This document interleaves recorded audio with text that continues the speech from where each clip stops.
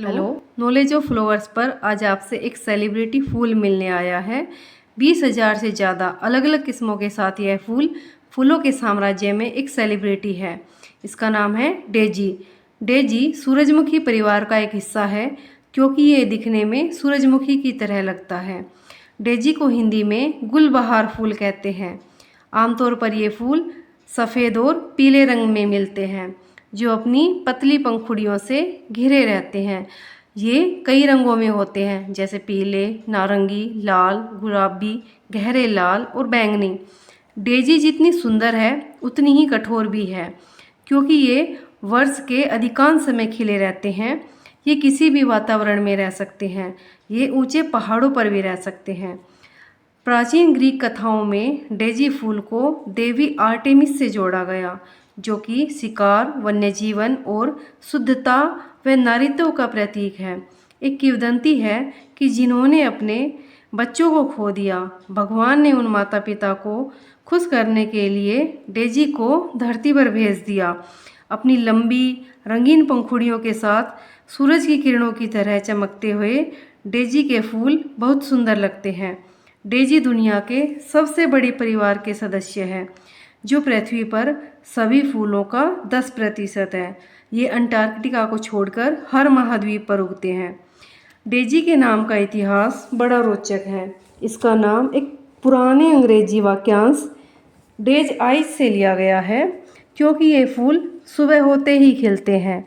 रात में इनकी पंखुड़ियाँ इसके सुनहरे केंद्र के चारों ओर बंद हो जाती है और सुबह फिर से खुल जाती है। ऐसा तापमान और प्रकाश के परिवर्तन के कारण होता है। डेजी को नई शुरुआत का प्रतीक माना जाता है क्योंकि ये अक्सर वसंत में खिलते हैं जो कि एक नए सीजन की शुरुआत होती है। इसे वसंत का फूल भी कहा जाता है। जर्मनी के लोग डेजी को हंस का फूल कहते हैं क्योंकि इसकी पंखुड़ियाँ हंस के पंख के जैसी दिखाई देती है। फ्रांसीसी और स्पेनिश के लोगों को लगा कि यह मोती जैसा है तो उन्होंने इसे मार्गरीटा कहा।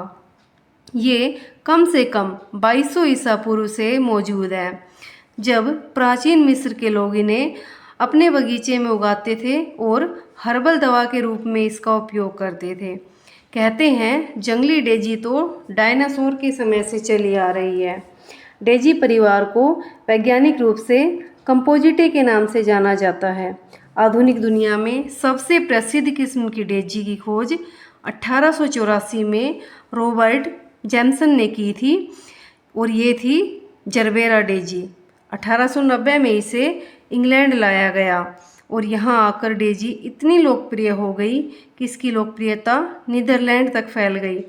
विक्टोरियन फ्लावर डिक्शनरी के अनुसार डेजी का मतलब मासूमियत होता है और उस युग के बच्चे डेजी की चेन बनाकर मई दिवस के मुकुट के रूप में पहनते थे।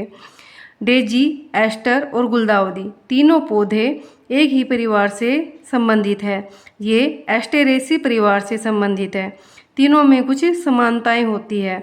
इनका पुष्प गुच्छ ऐसा लगता है जैसे इसकी पंखुड़ियों के बीच बहुत सारे फूलों का एक बाग है क्योंकि इसका केंद्र सैकड़ों छोटे छोटे फूलों से बना होता है जिन्हें फ्लोरेट्स कहते हैं, जिनमें से प्रत्येक एक बीज पैदा करने में सक्षम होता है। ये वास्तव में 2 तरह के फूल होते हैं, इसके केंद्र के छोटे पीले फूल और इसकी पंखुड़ियाँ। शास्ता और ऑक्सन आई डेजी यूरोप और एशिया के मूल निवासी है और इनके फूल गर्मियों में खिलते हैं। टू द डेजी विलियम वर्डवर्थ की एक प्रसिद्ध कविता है। इनका जन्म इंग्लैंड में हुआ था। इनकी कविताओं में प्रकृति की सुंदरता, ग्रामीण जीवन और मानव की भावनाओं का वर्णन होता है। इन्हें प्रकृति के कवि के रूप में जाना जाता है और इनकी कविताओं ने लोगों को प्रकृति के प्रति संवेदनशील बनाया है।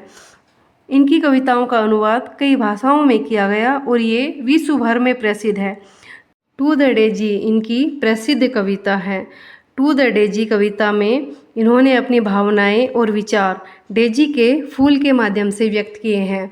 अगर आपको भी डेजी के फूल पसंद है तो आप टू द डेजी कविता ज़रूर पढ़ें। तो ये थी एक छोटे से सेलिब्रिटी फूल डेजी की कहानी। मिलते हैं एक नए फूल के साथ, उसके नाम, उसके प्रतीक, उसकी कुछ अनोखी बातों के साथ। Thank you.